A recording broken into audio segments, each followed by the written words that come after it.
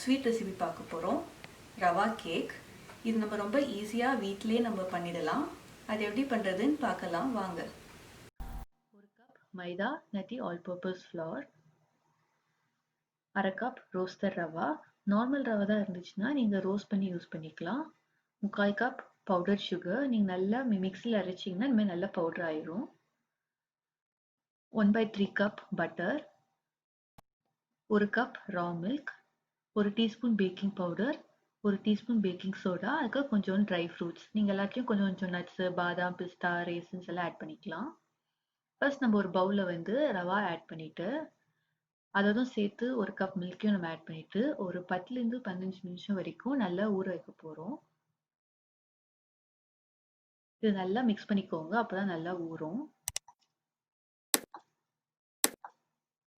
இப்போ நேரம் நல்லா ஊறட்டும்.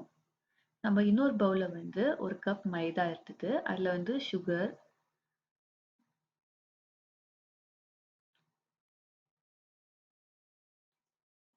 பேக்கிங் பவுடர்,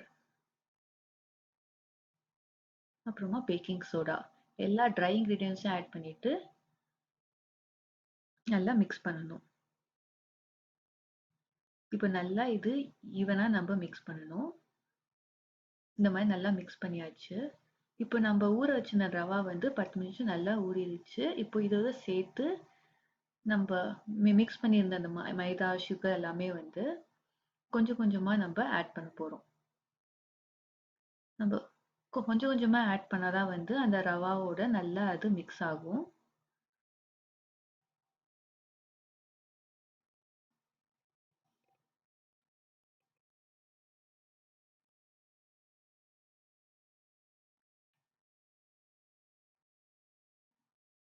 இந்த மாதிரி நல்லா மிக்ஸ் பண்ணிக்கோங்க. இப்போ நம்ம இன்னும் கொஞ்சம் பால் ஊற்றிக்கலாம், ஏன்னா இன்னும் கொஞ்சம் திக்கா இருந்துச்சு. பால் ஊற்றிட்டு நல்லா மிக்ஸ் பண்ணிக்கோங்க. இப்போ இதுதான் வந்து கரெக்டான கன்சிஸ்டன்சி. இப்போ நம்ம பட்டர் ஆட் பண்ணுறோம். நான் வந்து அன்சால்டட் பட்டர் தான் யூஸ் பண்ணிக்கிறேன். நீங்கள் வந்து இந்த கேக் பண்ணுறதுக்கு முன்னாடியே வந்து பட்டர் வந்து ஃப்ரிட்ஜில் இருந்துச்சுன்னா நீங்கள் வெளியில் எடுத்து வச்சுக்கோங்க. அப்போ தான் வந்து பட்டர் கொஞ்சம் மெல்ட் ஆகி நம்ம ஆட் பண்ணும்போது ஈஸியாக நம்ம மிக்ஸ் பண்ண முடியும். இப்போ பட்டர் நல்லா மிக்ஸ் ஆயிடுச்சு.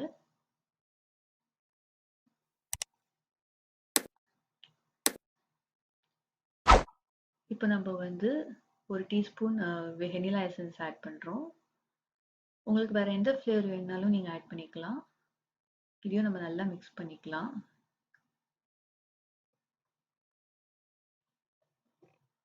இப்போ நம்ம ஃபைனலாக வந்து ட்ரை ஃப்ரூட்ஸ் ஆட் பண்ண போகிறோம். நம்ம எல்லாத்துலேயும் வந்து கொஞ்சம் கொஞ்சமாக எடுத்து நம்ம ஆட் பண்ணிக்கலாம்.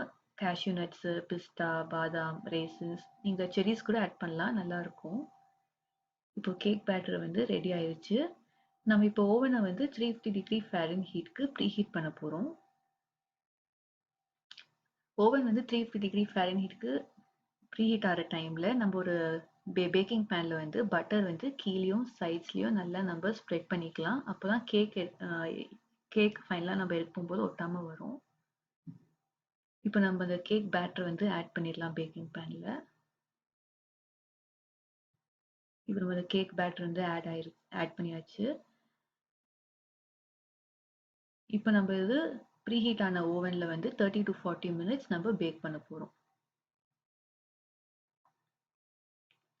இப்போ நான் வந்து கரெக்டாக ஒரு 30 minutes நான் வந்து பேக் பண்ணேன்.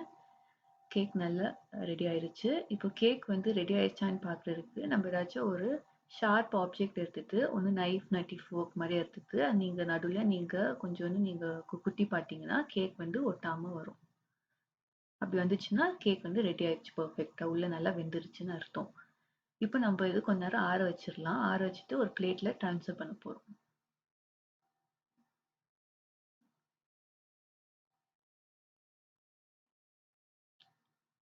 இப்போ கேக் வந்து ரெடி ஆயிடுச்சு. பார்த்தீங்கன்னா நல்லா சாஃப்டாக ஃப்ளஃபியாக இருக்குது. இப்போ நம்ம குட்டி குட்டி பீசஸாக கட் பண்ணிடலாம்.